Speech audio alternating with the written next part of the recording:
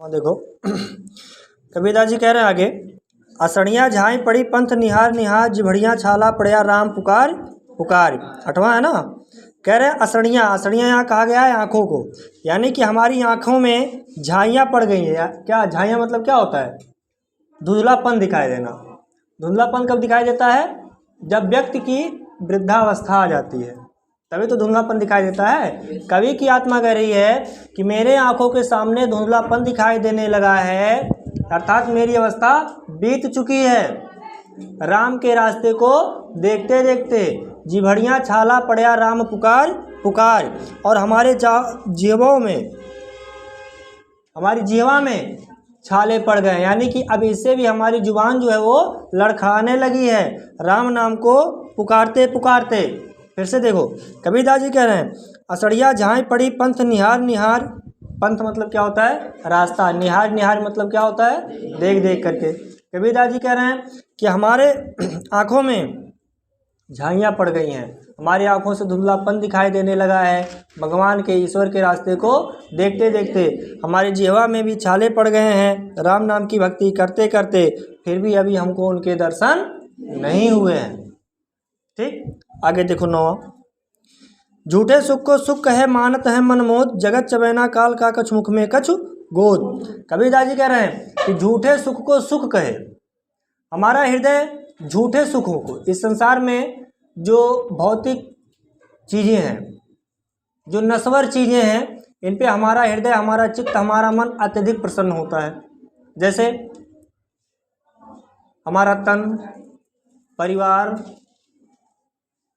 अपने वही परिवार, धन दौलत रुपया पैसा, ये सब क्या है? मोह माया है ना।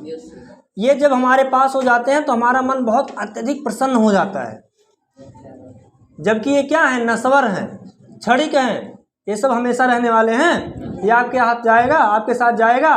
नहीं जाएगा। अर्थात ये सब झूठे सुख हैं।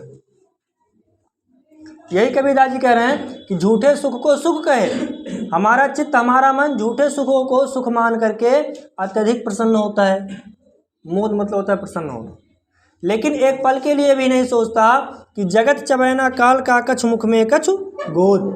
इसी जगत पे, इसी संसार पे काल, यानी कि आने वाले समय में काल, यही संसार काल के जब मुख में जाएगा तो कछु मुख में कछु गोद, या हम ही, हमारी लाइफ, हमारी जिंदगी जब काल के मुख में जाएगी तो कछु मुख में कछु गोद, यानी कि मिट्टी के अलावा इस संसार से, 2 गज जमीन के अलावा, मिट्टी के अलावा इस संसार से हमें मिलने वाला कुछ नहीं है। जो है, जो रहा है, जो था, जो है, जो दिख रहा है, वो सब यहीं का यहीं रह जाएगा, कुछ साथ जाएगा।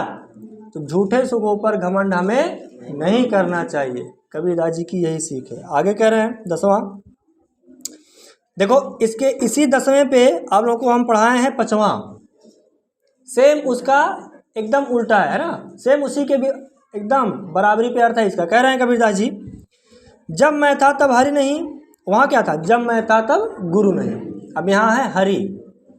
एक बार गुरु की प्राप्ति हुई, उन्होंने सच्चा ज्ञान दिया, तभी तो हमको हरि की प्राप्ति होगी। अब यहाँ कबीरदास जी कह रहे हैं, जब मैं था तब हरि नहीं, अब हरि है मैं नाहीं, और सब अंधियारा मिट गया जब दीपक देखा माय। जब मेरे अंदर अहंकार था, घमंड था, तब हम हरि को नहीं जान रहे थे, ना वो हमें दिखाई देते थे, ना हम उन्हें समझ पा रहे थे।